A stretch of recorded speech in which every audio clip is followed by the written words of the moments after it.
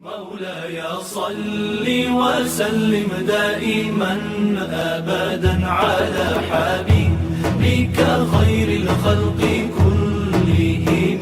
مولاي صل وسلم دائما أبدا على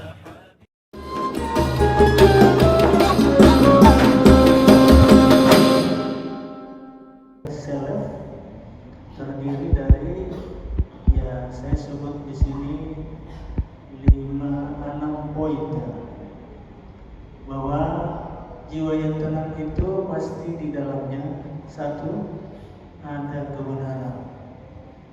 Yang kedua, ada kebijaksanaan. Yang ketiga, ada keikhlasan. Yang keempat, ada ketundukan dan ketaatan kepada Allah Subhanahu wa taala. Yang kelima, ada kasih sayang. Dan yang keenam adalah ada kesadaran rohani. Itu yang berkaitan dengan sisi jiwa yang tenang. Meskipun bukan hanya ini saja, saya hanya ambil poin yang saya anggap penting. Jiwa yang tenang itu, ya sebenarnya sudah bukan sesuatu yang asing dari kita, tetapi dia sudah berada di diri kita masing-masing. Yang menurut yang sering kita dengar, apa itu?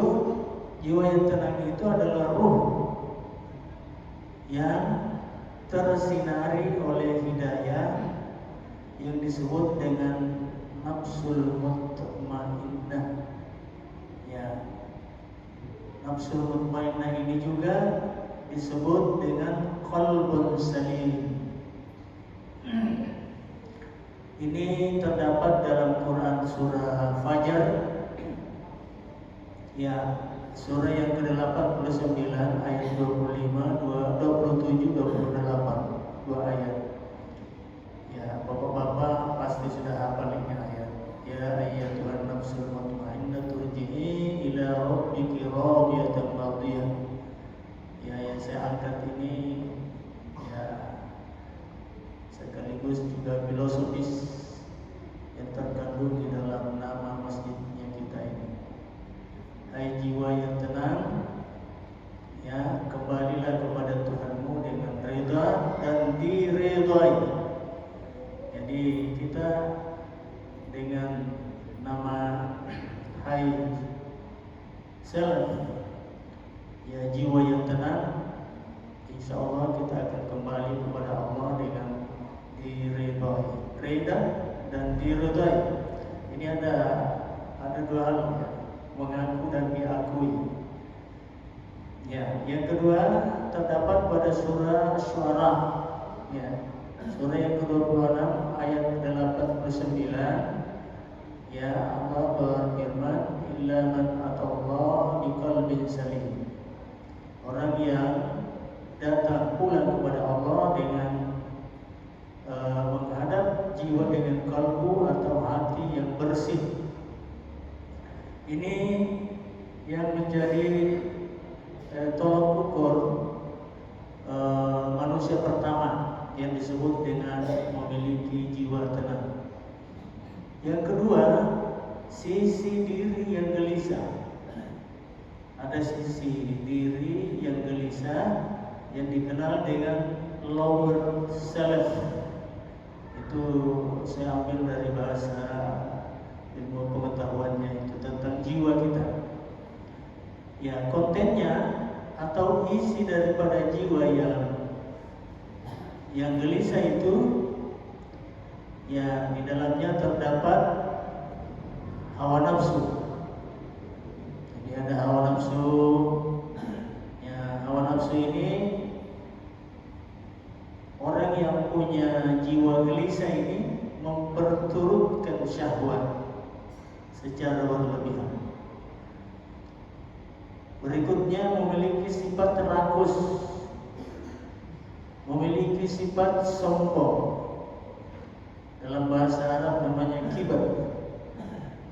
Sering Pak Habibie saya dengar waktu beliau jadi presiden, jangan ada dalam hati Anda namanya kibar, kesombongan, dengki, ya, dengki, marah tanpa kendali, ego. Nah, ini semua merupakan jiwa yang menempel pada lower self, jiwa yang gelisah. Kalau ada beberapa, nah terdapat selain sifat-sifat buruk yang mendominasi, yang 6 orang ini, yang 7 sifat ini yang saya sebut, masih banyak juga yang lain. Cuma saya ambil ya sebagian kecil saja. Terus dasar penamaan ini dikenal ya dengan nama nafsu ammarah. Ya, Allah berfirman dalam surah Yusuf ya ayat 53 ya. Ayat 53, wa ma ubarri'u nafsi innan nafsa la'ammaratun bisu. Aku tidak menyatakan diriku bebas dari kesalahan, karena sesungguhnya nafsu itu selalu mendorong ke kejahatan. Ya, inna nafsa la'ammaratun bisu illa. Nah, ini jadi tidak bisa kita berhenti di situ. Ada sambungannya, illa ma rahima rabbi, kecuali nafsu yang dirahmati oleh Allah Subhanahu wa taala. Seperti tadi. Ya. Inna rabbi ghafurur rahim. Sesungguhnya Allah Maha Pengasih, Maha Pengampun dan Maha Penyayang. Hadirin jamaah dirahmati Allah Subhanahu wa taala. Jadi selain daripada beberapa sifat yang saya sebut tadi itu yang menempel pada nafsu yang buruk, ya saya ambil salah satu riwayat Nabi Muhammad SAW. Ada 4 sifat buruk yang terdapat pada nafsu ammarah. Sifat-sifat itu mudah dipahami melalui personifikasi sifat-sifat kebinatangan. Ya, ada saya temukan hadisnya, sayati ala ummati zamanun, ya, akan datang pada umatku suatu saat salatinu kal asad, berkembang sifat-sifat seperti singa, berkembang sifat-sifat seperti musang, serigala, berkembang sifat-sifat seperti al-kalb, herder,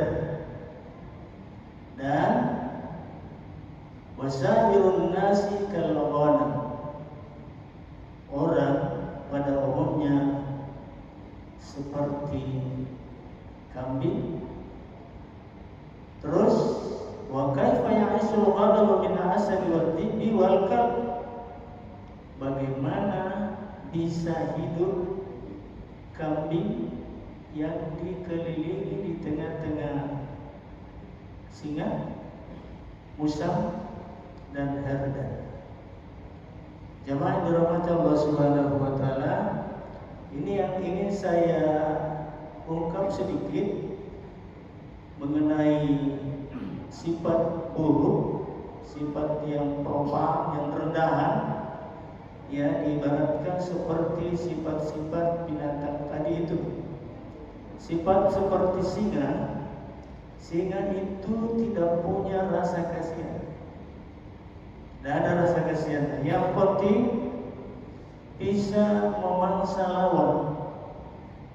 Ini berarti bahwa dalam kehidupan seperti ini tidak mengenal hukum, ya, tidak tertib hukum, tetapi hukum yang berlaku adalah hukum impor. Yang kuat semakin kenyang, ya, dan yang lemah semakin lapar, bahkan dibunuh, terkam. Itu sifat berkaitan dengan sifat singa. Yang kedua, sifat musa, sifat serigala. Jadi manusia oleh Nabi melalui hadisnya itu ya yang memiliki lower self, ya pribadi rendah, memiliki sifat seperti serigala. Ya, serigala atau musa juga adalah binatang buas, cuma ya sifatnya bisa berubah. Ya, makanya ada pepatah musa itu berbulu ayam. Ini harus kita waspadai juga. Seperti itu ditemukan di dalam Al-Quran. Jadi Al-Quran ini memberitahukan kepada kita tentang adanya sifat seperti itu, ya, terdapat di dalam Quran surah ke-12, surah Yusuf ayat 17. Fa'akalahu dhi'bu. Ya, ini kisahnya saudara-saudaranya Yusuf yang mengatakan bahwa ya Yusuf itu dimakan serigala. Ya, padahal Yusuf itu ya hanya dimasukkan di dalam sumur. Ya, dia tidak meninggal, dia tidak mati, dia tidak dimakan serigala. Tetapi saudaranya sendiri yang iri hati terhadap Yusuf, ya, melakukan sebuah upaya untuk mengenyahkan Yusuf dari bapaknya. Nah ini, mereka datang kepada bapaknya Yusuf, Nabi Yakub, mengatakan bahwa Yusuf dimakan serigala. Ini buktinya.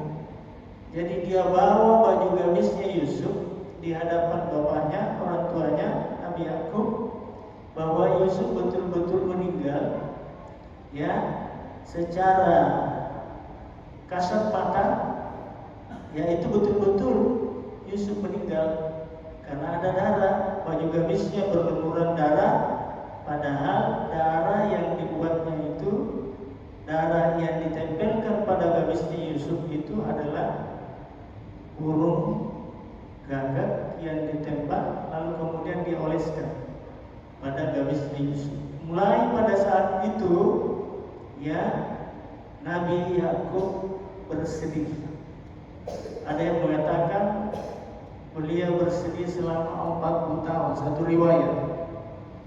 Ada riwayat yang lain bukan hanya 40 tahun, bahkan 80 tahun bersedih. Sehingga yang terjadi adalah bapaknya Yusuf, Nabi Yakub itu buta. Yang kelihatan itu adalah mata putihnya, mata hitamnya tidak ada.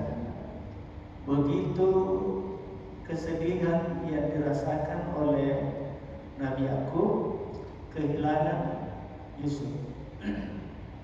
Nah, hadis yang saya temukan ini, yang saya ungkap di sini adalah kategori hadis tanabbuh. Jadi ada hadis tanabbuh. Hadis tanabbuh itu artinya hadis yang mengandung makna yang dahsyat pada waktu-waktu yang akan datang. Jadi terjadi, ya, bahwa apa yang disampaikan oleh Rasul ini 1,500 tahun lebih yang lalu itu sudah melalui Rasulullah SAW. Ini sudah beliau menyampaikan bahwa akan terjadi seperti itu dalam kehidupan manusia. Ini namanya hadis tadabbuh. Tadabbuh itu artinya berasal dari kata naba.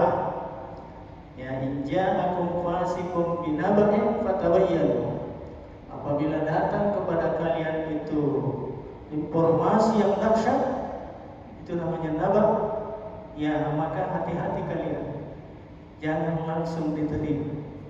Ini namanya naba. Nah, ini hadis tadabbur namanya. Hadis yang menggambarkan akan ada kejadian dahsyat pada masa-masa yang akan datang. Ya, sekarang kita sudah lihat ini model-model seperti apa yang saya sampaikan. Untuk apa ini hadis? Itu adalah mengandung makna hamasa. Hamasa itu artinya ya mengandung makna ya jiwa yang bersih itu hati-hati terhadap adanya perlakuan, adanya informasi seperti ini.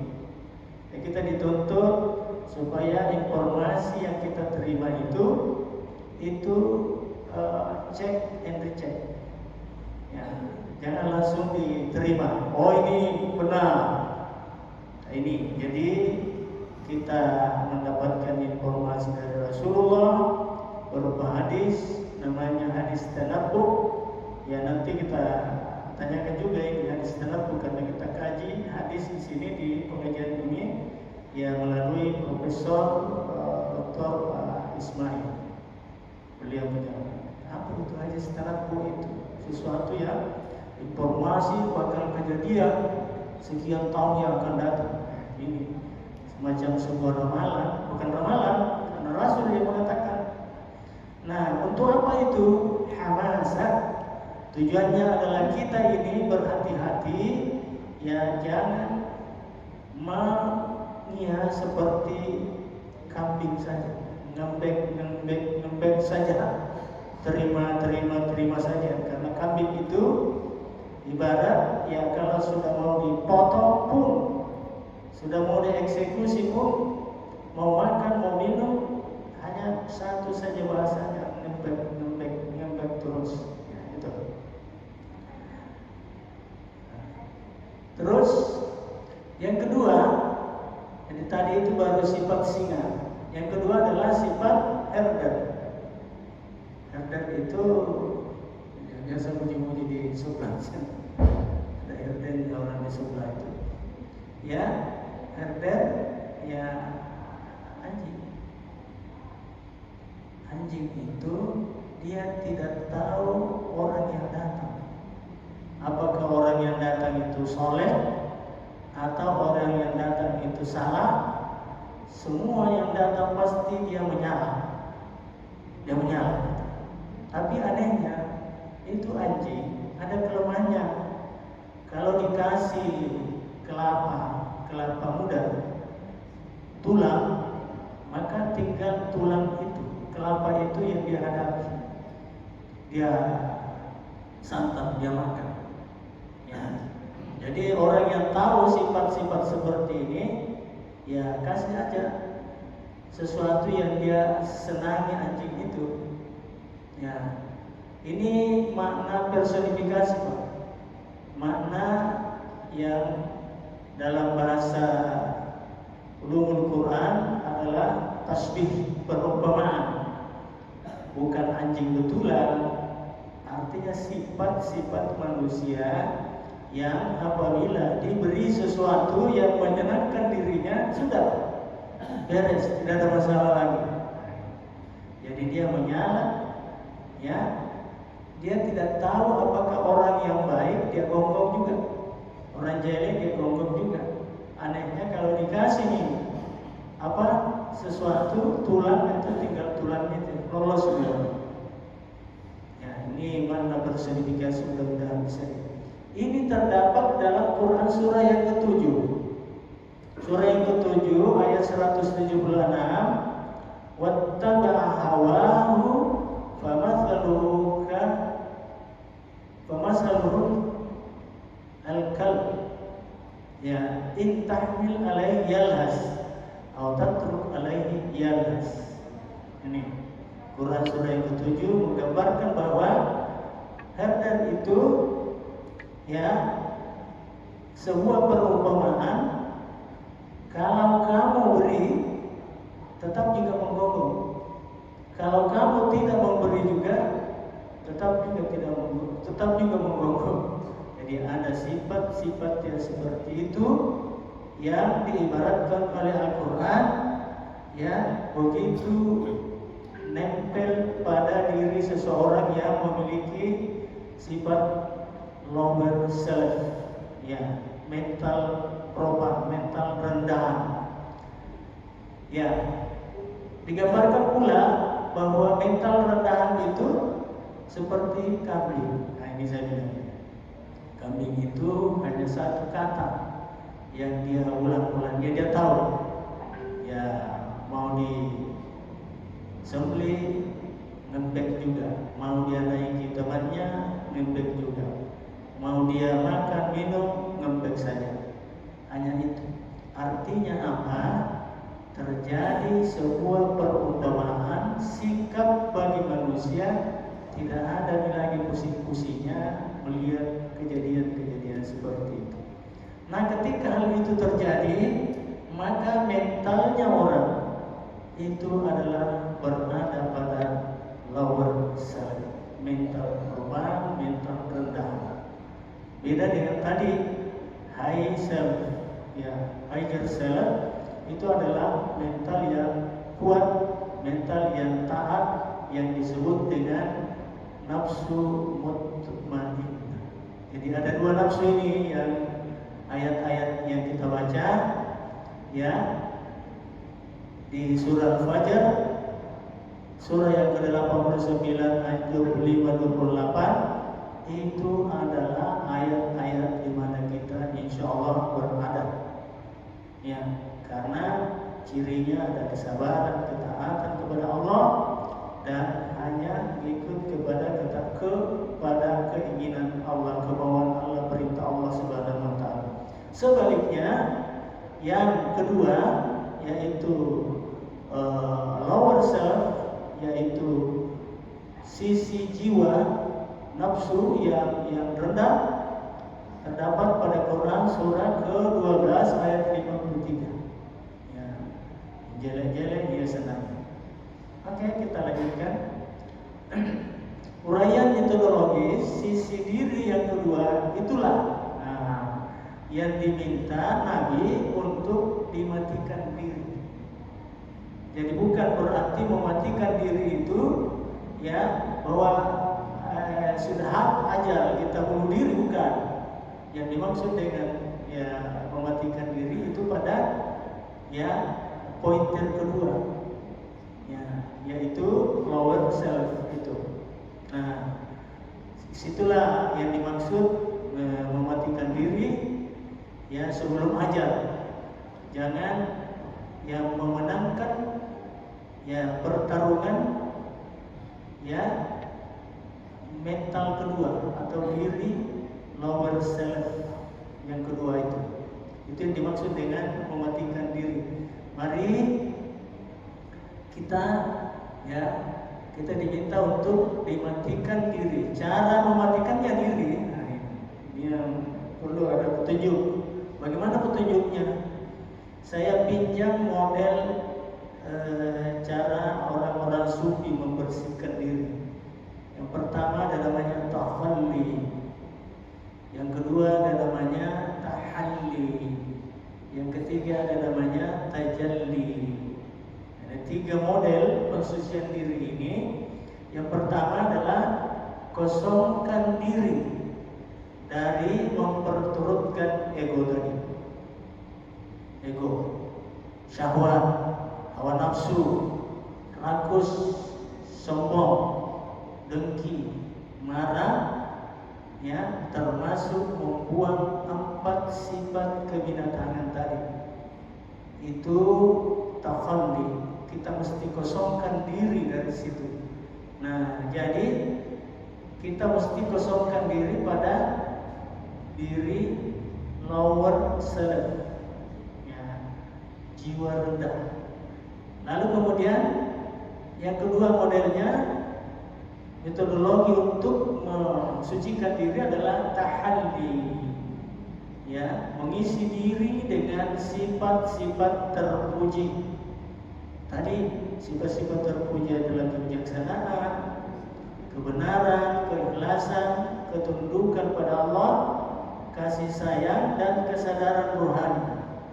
Tahalli ini ya sebalikan dengan takhalli. Jadi kalau ha itu ada titik di atas kha, tidak ada titik. Kalau tidak ada titik namanya tahalli, mengisi jiwa ini dengan sifat-sifat yang baik. Kemudian takhalli itu artinya mengosongkan diri dari sifat-sifat buruk. Saya kira ini sudah sangat real sekali, sangat jelas sekali. Kemudian tajalli, apa itu tajalli? Dalam Al-Quran itu ada ayat mengatakan falamma tajalla rabbuhu lil jabali ja'alahu dakka wa harra Musa sa'iqa. Ketika Allah bertajalli ya kekuasaannya, maka Musa jatuh tersungkur. Karena Musa ini penasaran juga ya, zaman dirahmati Allah. Apa penasarannya Nabi Musa? Nabi Musa itu penasaran karena dia bilang begini, ya Allah, kita ini sudah kontak melalui bicara. Wa kallamallahu Musa taklima. Allah itu ya berbicara dengan Musa, bicara dengan Allah. Penasaran Musa, Nabi Musa, saya tidak tidak puas kalau saya tidak melihat dengan mata kepala. Rupanya Musa juga ingin melihat Allah dengan mata kepalanya langsung. Ya, seperti kita ini melihat tembok di sana, melihat bapak-bapak melihat saya. Seperti itu maunya Musa. Apa yang terjadi? Tidak bisa Musa. Tidak bisa kau lihat saya langsung. Yang bisa adalah sebuah perumpamaan. Di sini juga letaknya ilmu pengetahuan. Namanya kalau kita berbicara tentang Allah, itu kita tidak bisa menggunakan indera, panca indera kita. Ya, tetapi kita menggunakan yang namanya qalbun salim. Tadi bisa kita kenali dengan hati yang bersih. Ya, qalbun salim, hati yang bersih, itu yang bisa. Nah, caranya itu pun tidak langsung hati ini, tetapi itu melalui model tasyabuh. Ya, jadi Al-Quran itu ada ilmunya disebut dengan muhkam, ada ilmu yang disebut dengan mutasyabih. Ya, kalau misalnya ini sebuah perumpamaan saja, kalau kita berbicara tentang onta, padahal kita berbicara onta di sini, yang tidak ada onta di sini. Yang ada itu di sini, di sekitar kita sapi, baru-baru kita potong sapi. Nah, minimal kita menyebut onta yang sana yang saya tahu, kalau ada onta, ya, membuat personifikasi penggambaran seperti model onta, meskipun ya tidak seperti itu betul-betul, seperti sapi, kerbau, itu yang bisa. Tapi persamaan itu, personifikasi itu tidak persis onta. Yang tahu onta yang sebenarnya itu adalah yang orangnya itu, yang pernah ke tanah suci sana, ya gitu. Nah, jadi perumpamaan itu pun tidak seperti betul-betulan dengan apa yang diseumpamakan. Nah itu, jadi seperti itulah model memahami Allah. Ya, tapi itu hanya pengantar doang. Ya, Allah yang akan memperkenalkan dirinya kepada seseorang. Allahu a'lam bishawab. Nah, siapa yang kata dari sini? Tajalli ini adalah jalan pintas untuk mengenal Allah. Ya, Nabi bersabda, barang siapa mendekatkan diri kepadaku sejengkal, maka saya akan mendekatkan kepadanya sedepan. Siapa yang aku cintai, maka akulah yang akan menjadi penglihatannya. Akulah yang akan menjadi pendengarannya. Akulah yang akan menjadi kakinya untuk berjalan. Jadi orang yang sudah punya cinta, dicinta oleh Allah, perasaannya seperti itu. Bukan dia yang bersangkutan, orang yang bersangkutan lagi, oh ini saya ya karena saya Anda seperti itu. Kalau bukan karena saya, maka Anda tidak akan jadi begini. Nah, ini sifat-sifat yang dimiliki oleh seseorang yang mampu mensucikan dirinya melalui 3 cara: takhalli, tahalli, dan tajalli. Jemaah dirahmati Allah Subhanahu wa taala.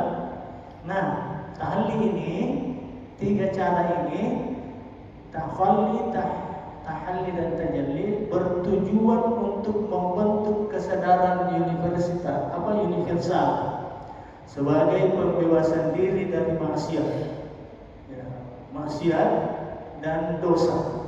Maksiat itu dosa, asal kata dari asal itu artinya tongkat, ya, wa asal rabbu, ya, Adam mendurhakai. Jadi asal itu artinya memang tongkat, ya. Orang yang melakukan dosa itu seharusnya memang ditongkat dia, ya. Nah, karena ketika sisi diri lawan seleb diri yang buruk ini mengalahkan, ya, hai seleb sisi diri yang tenang, maka manusia menjadi monster. Hidupnya seperti monster. Nauzubillahi min dzalik. Kalau seperti itu kehidupan ini. Ada bacaan yang saya temukan bahwa manusia itu terdiri dari tiga klaster. Yang pertama, ada manusia yang diibaratkan seperti gizi. Gizi itu gasat. Jadi gizi itu bahasa Arab, semua orang mau, dibutuhkan gizi, ya. Semua orang butuh gizi sepanjang masa. Ada yang diibaratkan manusia ad-dawa, seperti obat. Obat terkadang dibutuh, terkadang tidak dibutuh. Ya, kalau orang sakit butuh obat, tapi orang tidak sakit tidak butuh obat. Ada manusia yang seperti itu. Warajulun kada, ada orang seperti penyakit. Ya, penyakit kita tidak butuh penyakit, tapi terkadang dia ada juga itu penyakit.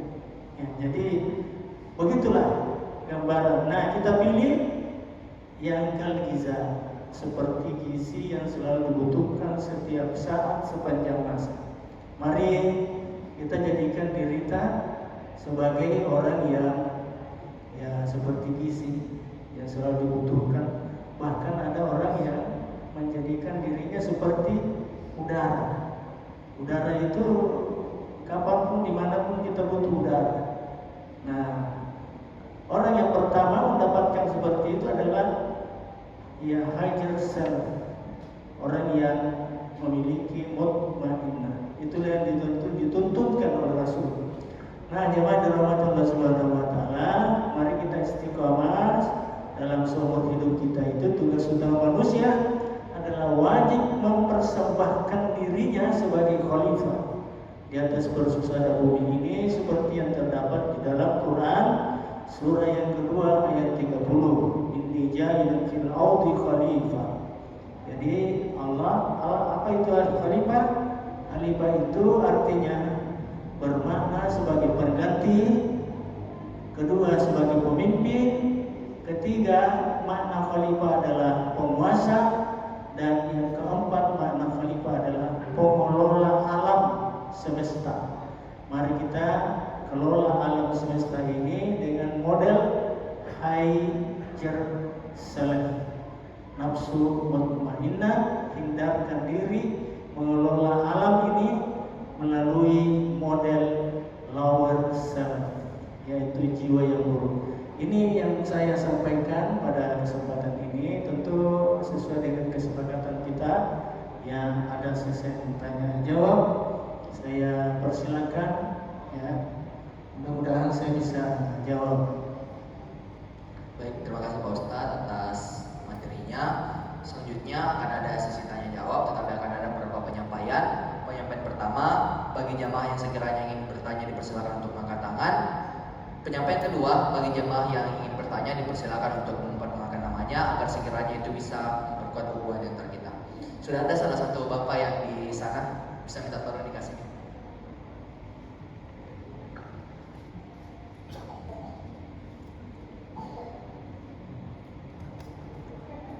Bismillahirrahmanirrahim.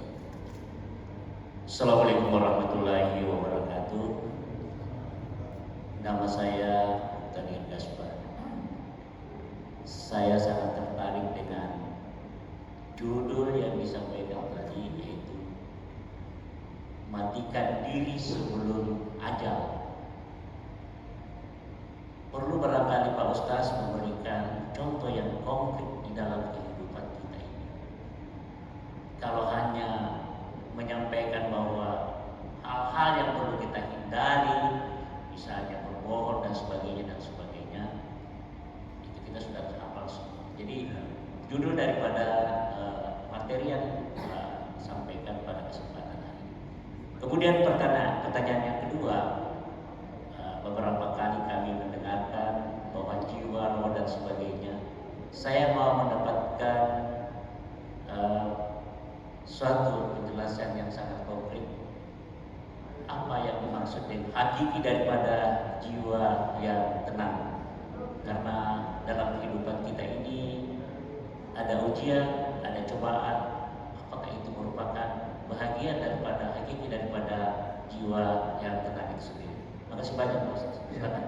Terima kasih atas informasi yang pertanyaan yang diberikan. Jadi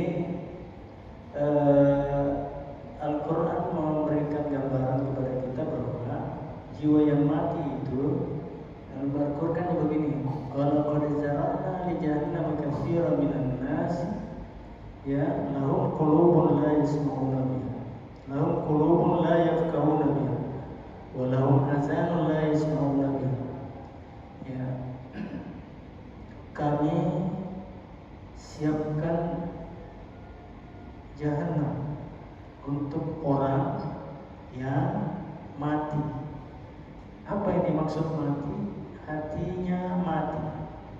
Mereka punya hati, tapi hatinya tidak mampu memaham ayat-ayat Allah. Padahal ayat-ayatnya Allah, artinya Al-Quran itu sudah jelas maknanya. Cuma ya dia punya hati tidak memaham. Itu satu di antara makna mati. Ya. Jadi jasadnya jalan kemana-mana, tapi hatinya tertutup terhadap kebenaran. Bukan berarti mati betul. Nah, lahum azanun, mereka punya telinga, tapi tidak mendengar. Jadi kita disentil dengan sesuatu yang hari-hari ya oleh Allah Subhanahu wa taala, pengalaman sehari-hari, tapi kita tidak sadar. Saya ingin mengatakan begini, sebenarnya api itu sesuatu yang luar biasa. Ya, tetapi karena api ini sudah biasa pada kita, maka api itu yang membakar ya dianggap saja sesuatu yang bukan luar biasa. Ya, padahal seandainya api itu kita yang temukan, baru kita yang temukan, maka orang akan kaget. Itu. Jadi sesungguhnya hari-hari kita mendapat sesuatu yang unik, yang wow, yang dahsyat, tapi kita tidak sadar kalau itu adalah sesuatu yang hebat, dahsyat. Kematian itu kan hari-hari juga kita lihat. Ya di mana-mana, setiap hari pasti ada orang yang meninggal. Tapi kita ini yang masih hidup seolah-olah mengatakan bahwa biasa saja. Padahal itu luar biasa. Yaitu karena seringnya kita ini berinteraksi kepada hal yang seperti itu, maka kita menganggap bahwa itu bukan yang luar biasa. Oleh sebab itu maka kematian mesti kita persiapkan diri. Tidak bisa kita slow saja. Ya, Hal yastawil ladzina ya'lamuna wal ladzina la ya'lamun? Apakah sama orang yang mempersiapkan diri dengan orang yang tidak mempersiapkan diri? Tidak mungkin. Nah, itu. Jadi mati yang dimaksud di sini adalah mati pikiran, ya. Bahkan ada orang seperti yang saya gambarkan tadi, 4 sifat itu, seperti singa, seperti musang, seperti herdan, dan seperti kambing. Alhamdulillah. Itu mati yang dimaksud. Dan ada yang memaksakan kehendak, ya seperti singa, seperti itu. Nah, pertanyaan kedua berkaitan dengan apa sebenarnya hati yang sebenar-benarnya itu. Ya, begini Pak, ayat yang berbicara tentang nafsu tadi, ya, nafsu itu di surah Al-Fajr, surah yang ke-89, ya, itu diawali dengan sekian banyak sumpah. Sumpah dulu, disumpah wallahi, ya, malam demi siang, ya, pergantian siang dan malam. Itu artinya apa? Berbicara tentang diri yang disebut nafsu itu adalah sesuatu yang dahsyat, sesuatu yang luar biasa. Itu makanya Allah dahulu dengan sumpah itu. Misalnya asy-syamsi wa duhaha wal qamari idza talaha, ya, wa nafsi wa ma sawaha, sampai kepada wa nafsi wa ma sawaha fa alhamaha fujuraha wa taqwaha. Ya, itu kan intinya itu. Demi malam, demi siang, ya. Itu didahului dengan sumpah, lalu kemudian Allah mengatakan fa alhamaha fujuraha wa taqwaha. Allah mengilhamkan kepada diri, ya, ada kebenaran, ada ketakwaan, dan ada fujur. Tapi anehnya ini ayat ternyata dia lebih dulu menyebut fujur wa taqwaha. Ya, Allah mengilhamkan masuk kepada jiwa keburukan dulu, baru kemudian dia sebut takwa. Artinya apa? Setiap orang, ini menunjukkan bahwa setiap orang lebih mudah, lebih gampang terkena keburukan ketimbang dengan memilih yang takwa. Ini pada dasarnya manusia itu senangnya, ya, gampangnya memilih yang buruk ketimbang dengan memilih yang baik-baik. Karena itu dari segi penyebutan bahasa, ketika menggunakan bahasa yang menyebut pertama daripada kedua, maka yang pertama itu biasanya lebih yang lebih dahsyat daripada yang kedua. Mari kita lihat itu kalau orang menerima hadiah nomor 1, hadiah nomor 2, ya. Ya, artinya apa? Sama dengan seseorang yang diberi ilham dari Allah Subhanahu wa taala kepada setiap manusia, ternyata lebih dulu keburukan dia sebut Allah daripada ketakwaan. Artinya orang memilih lebih gampang. Nah, oleh sebab itu, maka ruh yang Allah berikan kepada kita ini, ya, sebelum dia masuk pada diri itu bersih. Nah, kebersihan itulah kembali menjadi fitrah manusia. Fitrah itu, ya, apa? Fitrah itu gambarannya begini, Pak. Ya, saya ambil contoh yang mudah, cabai. Cabai fitrahnya itu pedas. Jadi setiap sama dengan gula, fitrah gula itu manis. Sama dengan manusia, fitrah manusia itu, ya, ruh yang suci dari Allah Subhanahu wa taala. Ini yang bersih tadi namanya, ya, higher self, diri yang bersih. Itulah yang disebut mutmainnah itu. Nah, ini terkontaminasi bisa kotor dari nafsu amarah tadi. Ya, oleh sebab itu maka ketika nafsu amarah yang mendominasi, maka orang itu monster. Tetapi kalau nafsu mutmainnah yang mendominasi dalam kehidupannya itu secara istiqomah, maka manusia itu ya istiqomah, artinya malaikat, seperti malaikat. Ya itu saja. Itulah. Ya. Baik, terima kasih Pak Ustadz. Selanjutnya lanjut ke pertanyaan, dipersilakan untuk diberikan mic kepada penanya yang ada di tengah. Assalamualaikum warahmatullahi wabarakatuh. Ya, Judul ini sangat menarik Pak Ustaz. Walaupun sudah ditanyakan tadi Pak Muhtadi Asma, tapi saya ingin bertanya kembali karena sangat menarik ini. Mutu kabla anta mutu. Ya. Ulu memang dia lewat sebelum mau mati. Jadi sangat menarik ini. Nah ini susah karena bagaimana kita mengetahui diri kita mati sebelum jasad ini berpisah dengan jiwa. Sebelum jasad berpisah dengan jiwa ini sangat sulit. Nah, sedangkan kalau kita sudah ketahui ini, itu yang kita takutkan nanti pada awal kematian kita itu siksa kubur. Apabila tadi ada seperti yang ditanyakan Pak Muhtar tadi, ada konsep-konsep yang kita ketahui, maka akan dengan mudah kita menjawab nanti pertanyaan-pertanyaan apa yang ditanyakan kepada kita. Nah, itu saya ulang tadi pertanyaannya bagaimana? Apakah ada konsep-konsep sehingga kita mempermudah nanti jalan kita menuju ke surganya Allah Subhanahu wa taala. Saya kira demikian Pak Ustaz.